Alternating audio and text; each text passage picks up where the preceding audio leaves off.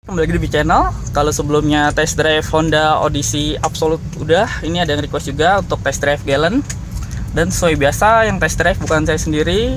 Ini saya minta bantuan adik kelas saya dulu di kampus dan sekaligus tetangga seberang rumah. Ya, tetangga depan rumah karena dekat. Jadi ini dia, siapa lagi kalau bukan Ridwan Hanif. Lebay banget tetangga depan. Dari Autonet Max.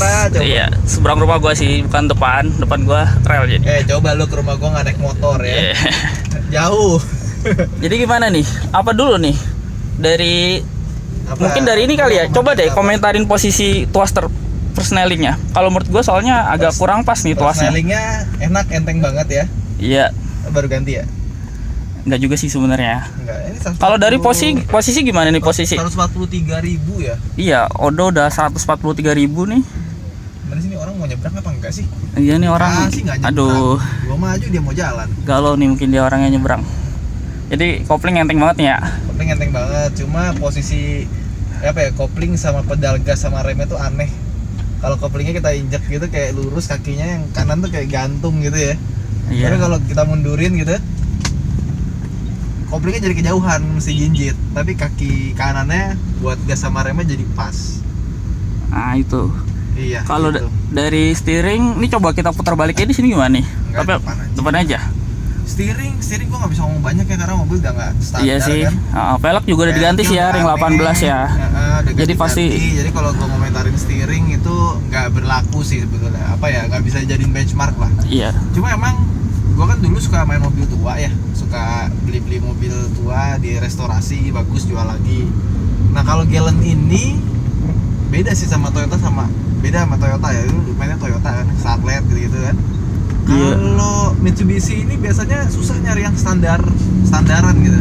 Full standar. Pasti ada aja udah yang diubah-ubah gitu, dalamnya nggak ori. Kalau luar gampang lah, kalau dalam nggak ori itu susah nyarinya.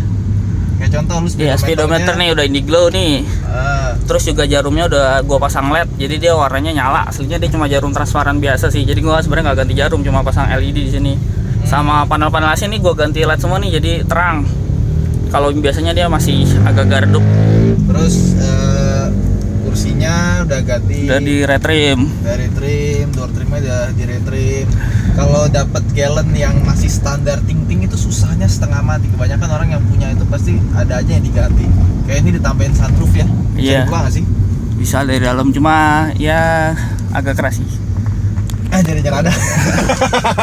Nah tuh. Oh iya, kemarin bisa. belum kesut nih video sunroofnya nih gelap ya. Coba gua pakai blades lah. Wow. Nah ini tuh. Gelap ya, di atas nggak ada apa-apa ya, nggak kelihatan atau ada lampu jalan. Iya.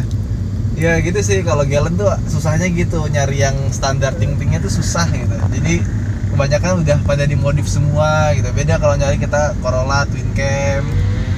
Ya kan? Ini Nah kalau masih- tarikan gimana nih mumpung kosong? Tarikannya sih Ini standar ya, 2500 cc V6, tapi SOAC loh ini karena standar. Karena yang dewasa itu nah nih jambakannya sih dahsyat sih. dahsyat ya, biarpun SOAC ya. Karena orang tuh banyak bilang image-nya kalau SOAC itu gimana gitu. Ini Kagak, jadi ya, makanya banyak yang nyaranin swap ke Transmisinya juga twin turbo ya. masih enak ya. Padahal udah 143.000. Ya itu. Terus juga Pakai banyak yang kamera, nanya. rear parking kamera Oh iya ya? nih, rear parking kamera ya. Jadi kalau masuk gigi mundur ya otomatis. Ini juga udah diganti nih Pioneer. Pioneer yang AVH 2350. Berapa Ini ya? udah lama sih, udah 5 tahun lalu ganti 2 jutaan nih dulu harganya. Audio juga menurut gue lumayan ya. Gue udah tambahin subwoofer kolong. Jadi ya suara bassnya lumayan lah. Subwoofer slim yang di kolong jok. Nah itulah suaranya tuh kayak gitu. Ntar video lu nggak bisa dimonetize. Kayak gitu. Terus juga soal pajak kemarin belum gue sebut ya waktu di video Endaptor. Jadi pajaknya nih udah murah nih sekarang 2,243. Klaksonnya mati ya? Klaksonnya relay lagi gue cabut, sorry. Aduh. Soalnya itu kadang suka lengket setirnya. Kalau dari steering termasuk enteng nggak nih? Dengan pelek R18 nih. Hah? Termasuk enteng ya? Ya aslinya mestinya bisa lebih enteng Ini lagi. gue pengen gua klakson ini ngaco Iya, mobil. nanggung nih space-nya ya. Heeh. Nah ini juga kelemahan Galen ya. Jadi dia tuh setirnya sering lengket. Jadi kadang klakson itu, jadi kadang kita pencet sedikit dia tuh nyangkut bunyi terus. Makanya ini lagi gue cabut relay klaksonnya. Oh. Gitu, itu kelemahan Galen juga tuh, apalagi yang sering kejemur terus Ini apa klaksonnya sih, sering engine start? lengket. Nah, itu engine start pivot. Tambahan sih, jadi cuma buat start up doang. Tapi kalau matiin nama kontak on tetap dari kuncinya. Pajak udah, steering udah, tarikan udah. Oh, konsumsi BBM. Penasaran sih orang pasti mesin 2500 cc V6 Beneran nggak gimana sih? tarikannya? Kerja nggak sih? Iya, ini Prasma Caster nih, Sharp. Jadi kalau BRV gitu kan, Honda CR-V udah ada modul Nano i, mobil jadul belum ada, jadi tambahin ginian lah, Sharp Plasma Caster. Ngaruh Jadi nggak sih? dia portable banget, bisa pindah-pindah mobil. Nah, kalau ngaruh itu pengukurannya rada ini kali ya. Mesti diukur pakai lab kali ya biar tahu kualitas udara di dalam mobil ini gimana. Gila. Tapi lumayan lah Ini sugestinya. lampunya gelap atau kaca filmnya? Nah, ini kaca filmnya nih emang rada gelap nih, jadinya emang setengah mati kayaknya nih kalau malam-malam test drive gini nih. Buset, mata gua kunang-kunang. Iya, kunang-kunang ya. Apalagi kita backlight di dalam nih.